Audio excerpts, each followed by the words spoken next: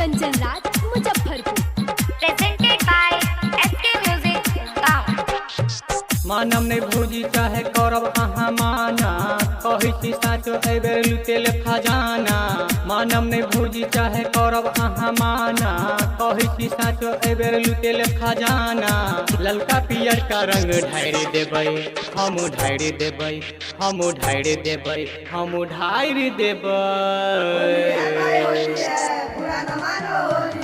देसी बजाबै त साचो चोली फाड़ि देबै, देसी बजाबै त साचो चोली फाड़ि देबै। मानम नहीं भौजी चाहे करब अहाँ माना, कही छी साचो एबेर लुटेल खजाना। मानम नहीं भौजी चाहे करब अहाँ माना, कही छी साचो एबेर लुटेल खजाना। ललका पियर का रंग ढारी देबै, हम ढारी देबै, हम ढारी देबै, हम ढारी देबै। देसी बजाबै त साचो चोली फाड़ि देबै, देसी बजाबै त साचो चोली फाड़ि देबै। देसी बजाबै त साचो चोली फाड़ि देबै, देसी बजाबै त साचो चोली फाड़ि देबै।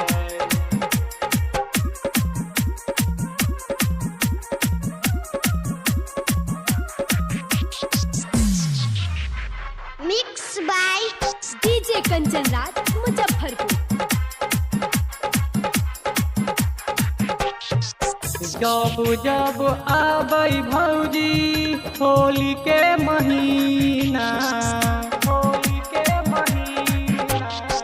साले साले देखै छी हम करै छी अहिना, साले साले देखै छी हम करै छी अहिना, करै छी अहिना। खेलू न रंग भौजी आबि गेलै फगुआ, पढ़ै छी गारि हमरा कहै छी सरधुआ। खेलू न रंग भौजी आबि गेलै फगुआ, पढ़ै छी गारि हमरा कहै छी सरधुआ।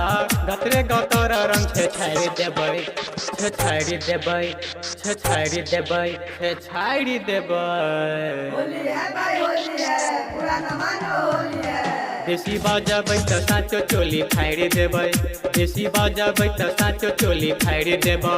देसी बजाबै त साचो चोली फाड़ि देबै, देसी बजाबै त साचो चोली फाड़ि देबै।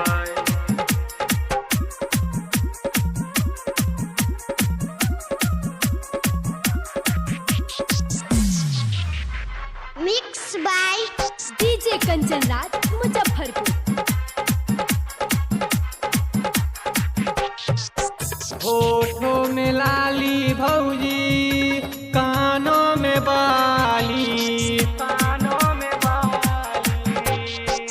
फगुआ में चाट जैती दही में के छाली, फगुआ में चाट जैती दही में के छाली, दही में के छाली।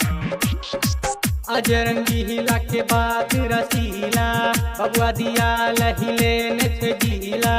अजरंगी हिला के बात रसीला, बबुआ दिया लहिले ने छजीला।